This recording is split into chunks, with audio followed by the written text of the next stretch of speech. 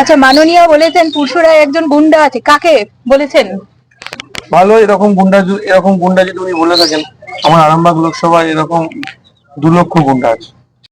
মাননীয় প্রধানমন্ত্রী নরেন্দ্র মোদী লোকসভা নির্বাচনে প্রচারে আরামবাগের পরশুরায় আসছেন।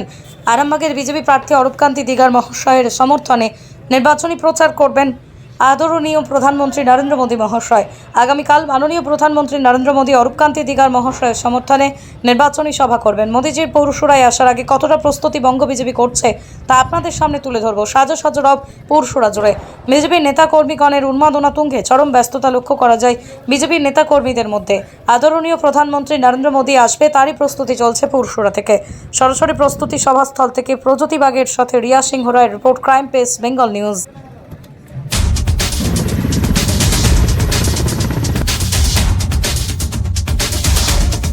নমস্কার, আপনারা দেখছেন ক্রাইম প্রেস, বেঙ্গল নিউজ। আর আজকে আমরা উপস্থিত হয়েছি পুরসুরার বিডিও অফিসের সন্নিকটস্থ একটি মাঠে, যেখানে আগামীকাল অর্থাৎ 12ই মে রবিবার ভারতের প্রধানমন্ত্রী নরেন্দ্র মোদী আসছেন জনসভা করতে। এখানে আরামবাগের বিজেপি মনোনীত প্রার্থী অরূপ দিগর মহাশয়ের সমর্থনে জনসভা করতে আসছেন মোদীজি। এই বঙ্গের বুক থেকে তৃণমূলকে উৎখাত করে রাম রাজ্য প্রতিষ্ঠার জন্য এই পুরসুরা কিভাবে মোদীজিকে স্বাগত জানায়, কিভাবে সেজে উঠছে, তার তোড়জোড় আপনাদের দেখাবো।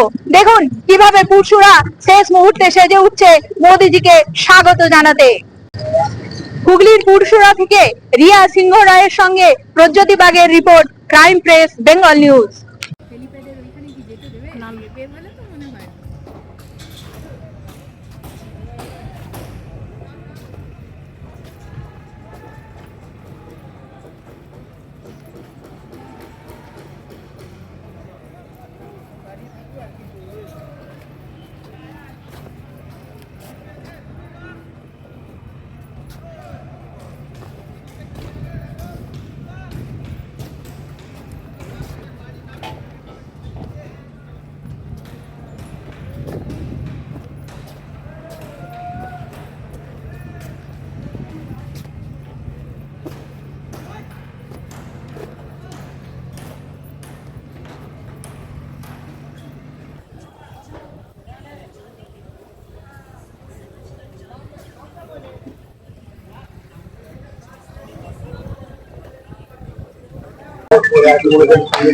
প্রস্তুতি চলছে পুরো দমে। তো কালকে আসছেন দেশের প্রধানমন্ত্রী এখানে জনসভা করতে, কি বলবেন?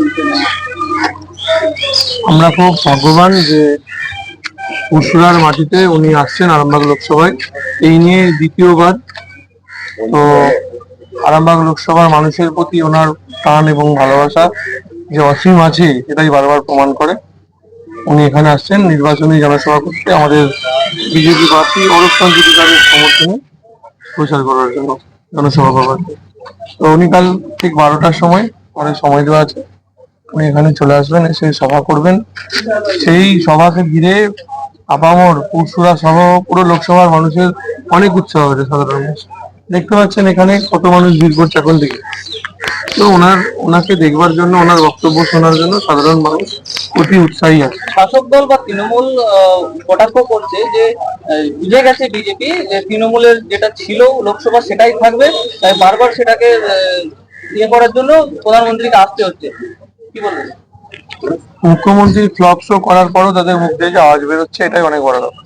365 দিন যদি মোদী পড়ে থাকে তাহলেও আরামবাগ লোকসভা কি করতে পারবে? যে বলেছেন সে হয়তো রাজনৈতিক অনভিজ্ঞ বা মূর্খ।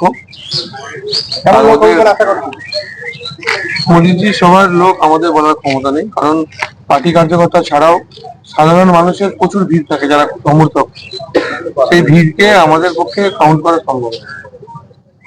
আচ্ছা, এই বাংলায় যে দুর্নীতির একটা ট্র্যাডিশন চলছে, নিয়োগ দুর্নীতি, আবাস দুর্নীতি, এই দুর্নীতি সম্পর্কে মোদীজি বলেছেন যে বঙ্গে সরকারি চাকরি নির্দিষ্ট রেটে বিক্রি হয় এবং কে কোথায় কি পদ্ধতিতে পাবে সেই টাকা, সেই সম্পর্কে তিনি বলেছেন একটা নির্দিষ্ট পদ্ধতি আছে। এই দুর্নীতি সম্পর্কে আপনি কি বলবেন? দুর্নীতি তো বাংলার একটা বড় ইস্যু বা এজেন্ডা বলতে পারেন, কারণ তৃণমূল কংগ্রেসের দৌলতে সাধারণ মানুষ এখন বুঝে গেছে যে নিচে থেকে ওপর পর্যন্ত যারাই জনপ্রতিনিধি এবং লিডার আছে তৃণমূল কংগ্রেসের, সবাই কোথাও না কোথাও চুরি করেছে। সবাই চোর। এবং তাই এখন মানুষ বিভ্রান্ত হয়ে গেছে যে তৃণমূল কংগ্রেসের নেতাদের কাকে ভালো বলবে আর কাকে খারাপ বলবে, কারণ এতটাই এরা নিকৃষ্ট মানের। আমাদের আরামবাগ লোকসভায় 500 চাকরি গেছে, 500 চাকরি গেছে এই হাইকোর্টের রায়, মহামান্য হাইকোর্টের রায়। এই 500 ছেলের কাছ থেকে কম করে হলেও কারো কাছ থেকে 10 লাখ, 12 লাখ, 15 লাখ করে টাকা নেওয়া হয়েছে। তারা টাকা দিয়ে চাকরি পেয়েছে, সেটা খুব ক্রাইম। যে দিয়েছে সেও ক্রাইম করেছে, আর যারা নিয়েছে তারা তো ক্রাইম করেইছে। তো চাকরি পাওয়ার পর 2016 থেকে আজকে যদি আমি 24 সাল ধরি, তাহলে 7 বছর 8 বছরকার ব্যাপার। 8 বছরে যা বেতন পেয়েছে তারা, সেই বেতন 12% করা সুদে তাদেরকে ফেরত দিতে হবে গভর্নমেন্টকে, কোর্টকে, হাইকোর্টের মাধ্যমে ফেরত দিতে হবে। এইবার এই ফ্যামিলিগুলো কোথায় যাবে? আর যাদের চাকরি পাওয়ার কথা ছিল, যাদের বয়স পেরিয়ে যাচ্ছে, তারা কোথায় যাবে? পুরো সর্বশান্ত করে দিয়েছে এই মমতা ব্যানার্জি সরকার। বেকার ছেলেদের জীবন নিয়ে ছিনিমিনি খেলেছে আর সাধারণ মানুষকে পথে বসিয়েছে। তার বিরুদ্ধে আমাদের লড়াই। এই 2024 লোকসভা নির্বাচনে স্পষ্ট হয়ে যাবে যে মানুষ কি চায় আর মমতা ব্যানার্জিকে এখান থেকে তাড়াতে চায়। সন্দেশখালীর ভাইরাল ভিডিও শেখ শাহজাহান বলেছে যে আরো যত ভোটের দিন আগিয়ে আসবে বা ভোট পরবর্তীকালেও আপনারা এর আসল উদ্ঘাটন বুঝতে পারবেন। কি আরে ওকে শেখ শাহজাহানের কথা ছাড়ুন না, ও তো জেলে আছে, তো জেলবন্দি। ওকে জিজ্ঞাসা করুন যে ও মানে আমৃত্যু জেল ওর হয়ে গেছে, ও জেলেতেই সংসার পাচ্ছে। ওখান থেকে বড় বড় বুলি হাওড়ে কিছু লাভ নেই, যা হবার হয়ে গেছে। অনুব্রত মন্ডলকে দেখে শিক্ষা নিক, পার্থিবের দিকে দেখে শিক্ষা নিক। স্বাধীন ভারতে এই প্রথম পুরসভা ব্লক বা পুরসভা বিধানসভায় প্রধানমন্ত্রী আসছেন। আমরা গর্বিত, আমি এক পুরসভার বিধায়ক হিসাবে, পুরসভাবাসী হিসাবে গর্বিত যে উনি পুরসভার মাটিতে পান। আচ্ছা, মাননীয় বলেছেন পুরসুরায় একজন গুন্ডা আছে, কাকে বলেছেন? ভালো, এরকম গুন্ডা যদি উনি বলে থাকেন, আমার আরামবাগ লোকসভায় এরকম 2 লক্ষ গুন্ডা আছে। তাহলে কি বিষে বিষে বিষক্ষয় মনে করছেন? বিষে বিষে বিষক্ষয় হবে কিনা জানি না, তবে চোরে চোরে চোরক্ষয় হবে, এটা আমি বলতে পারি।